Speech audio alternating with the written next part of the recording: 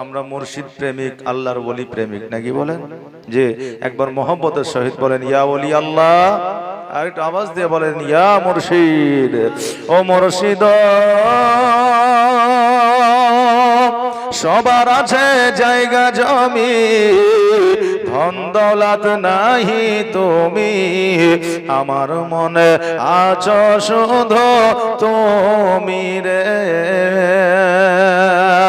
জীবনে মরণে ঠাই দিও মুর্শিদ চরণে, জীবনে মরণে ঠাই দিও মুর্শিদ চরণে, তুমি বিনে যেন মরি রে, আমার মন মজাইয়া রে, দিল মজাইয়া রে, মুর্শিদ নিজের দেশে যায়। আল্লাহুম্মা সাল্লি আলা সাইয়্যিদিনা মাওলানা মুহাম্মদ ওয়া আলা আলি সাইয়্যিদিনা মাওলানা মুহাম্মদ। আলহামদুলিল্লাহ, সমস্ত প্রশংসা সেই মহান করুণাময় আল্লাহ যিনার কুদরতে সারা বিশ্ব লালন পালন,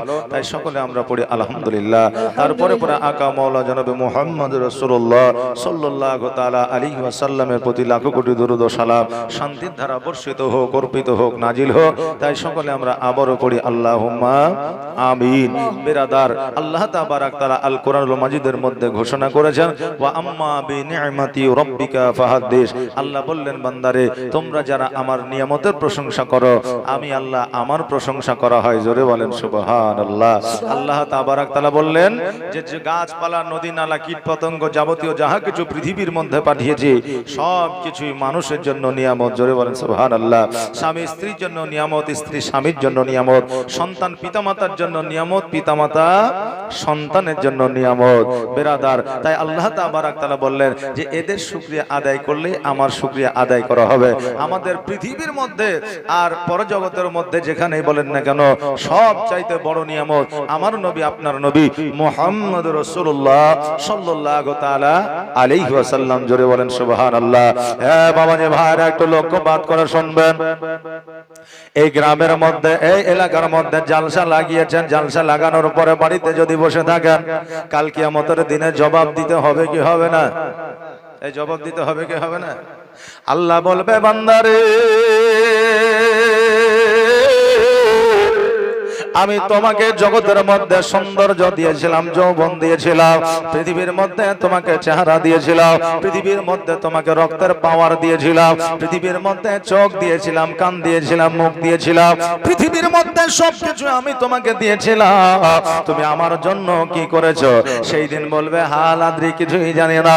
কিন্তু যারা জালসা মাহফিলে এসে বসবে তারা বলবে, আল্লাহ পৃথিবীর মধ্যে আপনার জন্য কিছুই করতে পারিনি, নামাজ পড়েছে আপনার দরবারে কবুল হয়েছে কিনা জানি না, রোজা রেখেছে আপনার দরবারে কবুল হয়েছে কিনা জানি না, হজ করেছে, হজ আপনার দরবারে কবুল হয়েছে কিনা জানি না, কিন্তু আল্লাহ আপনি যে জায়গাটিকে জান্নাত বলে ঘোষণা করেছেন, আমি ওই জায়গায় গিয়ে বসেছিলাম। এক কথায় আমাদের গ্রামে জালসা হইতেছিল, ওই জালসায় গিয়ে বসেছিল। আল্লাহ গো, যতক্ষণ পর্যন্ত আপনার রাসূলের আলোচনা চলতেছিল, আপনার রাসূলের প্রশংসা চলতেছিল, ততক্ষণ পর্যন্ত সেই জায়গায় শামিল ছিলাম। আল্লাহ বলবে, বান্দা আমি তোমার এই জন্যই খুশি হইয়া আমি তোমাকে জান্নাতবাসী করিলাম। জোরে বলেন সুবহানাল্লাহ। আল্লাহ তাবারাক তাআলা জগতের মধ্যে আমাদেরকে পাঠিয়েছে সব চাইতে বড় নিয়ামত করে। কেননা আল্লাহ আসমান বানিয়েছে কুম্বি ইজনিল্লাহ বলে, জমিন বানিয়েছে কুম্বি ইজনিল্লাহ বলে। আল্লাহ তাবারাক তাআলা 500 টাকা বাকি আর 500 টাকা নগদ। আমার আল্লাহ তাবারক তাআলা বলে বান্দারে আমি জমিন বানিয়েছি কুম্বি ইজনিল্লাহ বলে, আমি গাছপালা নদী নালা বানিয়েছি কুম্বি ইজনিল্লাহ বলে, কিন্তু আমি আল্লাহ এই মানুষকে নিজের কুদরতি হাত দ্বারা বানিয়েছি। জোরে বলেন সুবহানাল্লাহ। বাবাজি ভাইরা, আমাদের মা বোনদেরকে বিউটি পার্লারে যাইতে বারণ করা হয়েছে। বিউটি পার্লারে যাওয়া আমাদের মা বোনদের জন্য বাবা হারাম। এবার বলবেন আপনি কেন এই কথা বলছেন? কেন না আজকে আমার আল্লাহ তাবারক তাআলা মা বোনদের যে চেহারা দিয়েছে, কাউকে ফর্সা বানিয়েছে, কাউকে শ্যামলা বানিয়েছে, আল্লাহ কাউকে আপনার কালো বানিয়েছে। আল্লাহ বলে বান্দারে আজকে তোমাদের পৃথিবীতে আমি যাকে যেমন করে পাঠিয়েছি প্রত্যেকটা বান্দা আমার কাছে ভালো। কালো আমার কাছে ভালো তাই কালো বানিয়েছে, শ্যামলা আমার কাছে ভালো তাই শ্যামলা বানিয়েছে, ফর্সা আমার কাছে ভালো তাই আমি বানিয়েছি। আজকে বিউটি পার্লারে গিয়ে কালো মানুষ ধলো হয়ে যাচ্ছে, চোখের ফুরুগুলো আপনার শেভ করে নিচ্ছে, মাথার চুলগুলো ছোট করে নিচ্ছে। আল্লাহ বলে বান্দি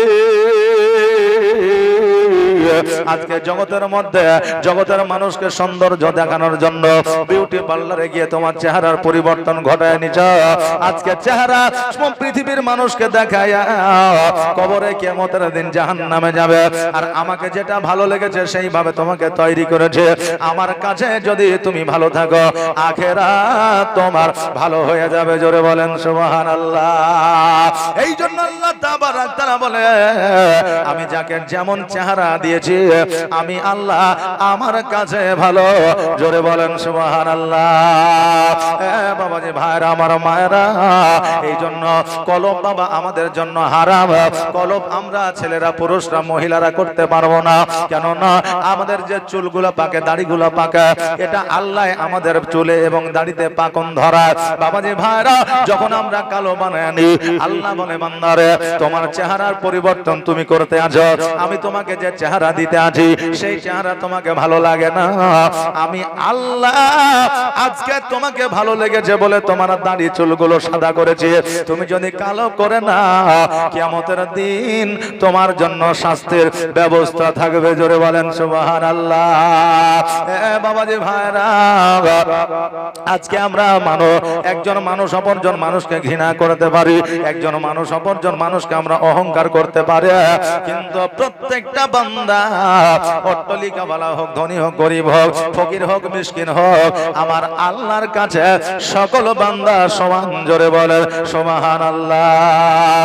আমি মানুষ হইয়া জন্ম লভিয়া মানুষের করিলাম কি। জোরে বলেন সুবহানাল্লাহ।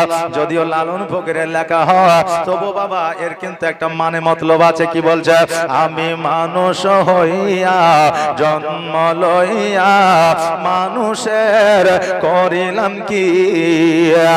আমি নবী না চিনিলাম কি ভুল করিলাম, নবী না চিনিলাম কি ভুল করিলাম, ঝুলিতে ভরিলাম কি।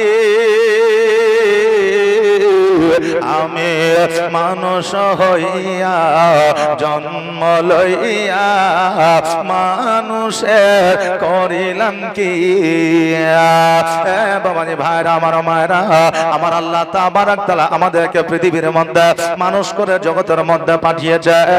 আমরা মানুষ হইয়া মানুষকে ভালোবাসবো, যদিও সে হিন্দু হোক, জৈন হোক, খ্রিস্টান হোক, ইহুদি হোক, নাসারা হোক।